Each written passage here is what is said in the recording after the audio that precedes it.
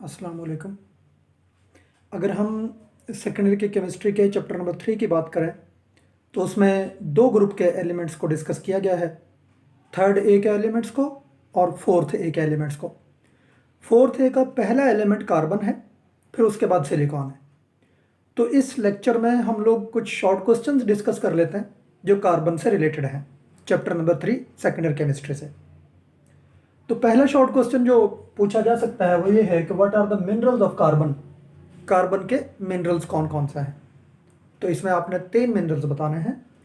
पहला है लाइमस्टोन, जिसको कैल्साइट भी बोलते हैं, इसका फार्मूला है कैल्शियम कार्बोनेट। दूसरा dolomite, magnesium carbonate dot calcium carbonate. तीसरा है मैग्नीसाइट, मैग्नीशियम कार्बोनेट को कहते हैं। तो 3 फार्मूले कौन कौन से? Limestone, calcium carbonate, dolomite, magnesium carbonate और कैल्शियम कार्बोनेट, और मैग्नीसाइट, मैग्नीशियम कार्बोनेट। तो ये कार्बन के मुख्तलिफ मिनरल्स हैं जिनके फार्मूले आपको पता होने चाहिए। दूसरा शॉर्ट क्वेश्चन है कि फोर्थ ए के एलिमेंट्स की कॉमन प्रॉपर्टीज कौन कौन सी हैं। फोर्थ ए में एलिमेंट्स कौन कौन से? कार्बन है, सिलिकॉन, जर्मेनियम, टिन और लेड। तो इनकी वो प्रॉपर्टीज बतानी है जो सब में कॉमन है। तो 4 प्रॉपर्टीज ऐसी हैं जो सारे शो करते हैं।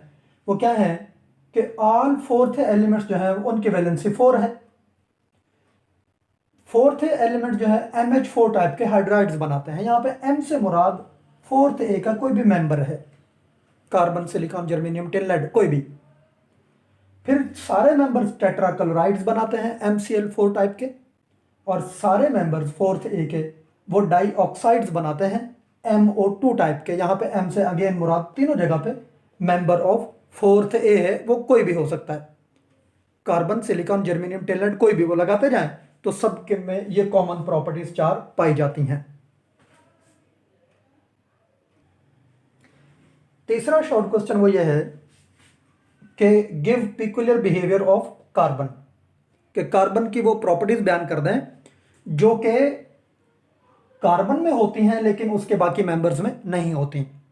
मसलन कार्बन और सिलिकॉन जो है ये दोनों नॉन मेटल्स हैं, यानी कार्बन भी नॉन मेटल हुआ, जबकि दूसरे मेंबर्स इस फैमिली के या तो वो मेटलाइड्स हैं या फिर मेटल्स हैं। तो ये प्रॉपर्टीज कार्बन की डिफरेंट है दूसरे मेंबर से। इसी तरह दूसरी प्रॉपर्टी क्या है? कार्बन कैटेनेशन शो करता है। कैटेनेशन मतलब सेल्फ लिंकेज, और कार्बन लॉन्ग चेन कंपाउंड बनाता है आइडेंटिकल एटम के साथ, यानी कार्बन कार्बन के साथ मिलके चेन बनाएगा। वो ओपन चेन हो सकते हैं कंपाउंड, लॉन्ग चेन है, स्ट्रेट चेन है, ब्रांच्ड हैं, और फिर क्लोज चेन कंपाउंड हैं, एरोमेटिक हैं। तो मुख्तलिफ तरह के कंपाउंड कार्बन बनाता है, लॉन्ग चेन्स बनाता है। और ये प्रॉपर्टी कार्बन में सबसे ज़्यादा होती है, लेड में सबसे कम होती है। तो कार्बन से लेड तक ये प्रॉपर्टी डिक्रीज करती है। तो ये दो प्रॉपर्टीज कार्बन की अपने बाकी मेंबर से रिजेंबल नहीं करती।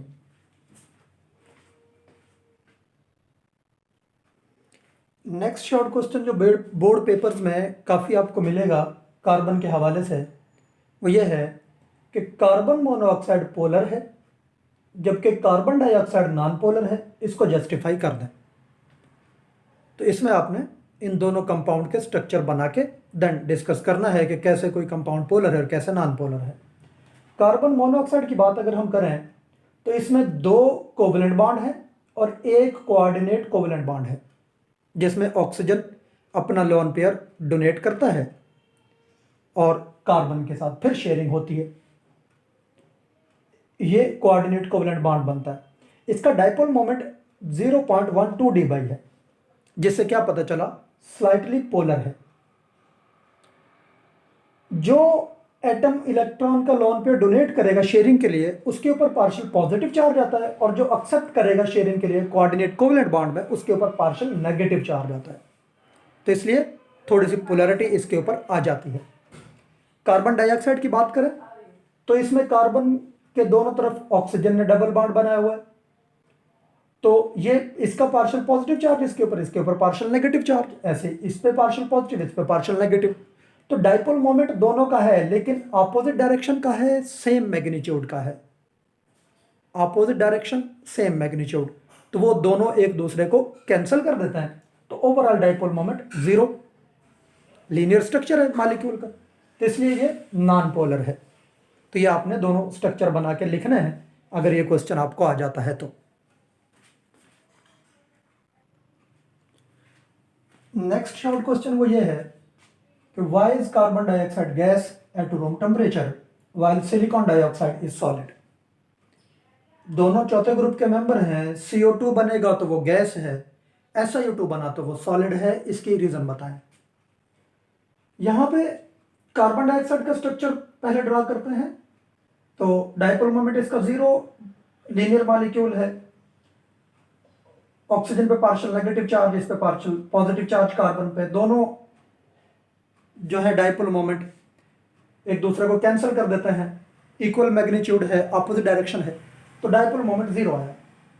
नॉन पोलर मॉलिक्यूल है और ये ट्राइएटॉमिक मॉलिक्यूल है जो कि माइक्रो मॉलिक्यूल है। इसमें फिर लंडन डिस्पर्शन फोर्सेस हैं वो बड़ी कमजोर हैं। सो इन रीजंस की वजह से कार्बन डाइऑक्साइड गैस है।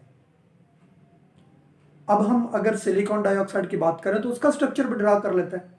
सिलिकॉन डाइऑक्साइड एक मैक्रो मॉलिक्यूल है और उसका स्ट्रक्चर कुछ इस तरह से होता है। हर सिलिकॉन के गिर्द 4 ऑक्सीजन के एटम हैं और हर ऑक्सीजन के गिर्द 2 सिलिकॉन एटम हैं। कहीं पे भी देख लें, सिलिकॉन के गिर्द 4 ऑक्सीजन के एटम, ऑक्सीजन के गिर्द 2 सिलिकॉन के एटम। अगर हम यहां पे रेशो निकालें तो सिलिकॉन और ऑक्सीजन में रेशो वो कितनी निकलती है, 2 और 4 की।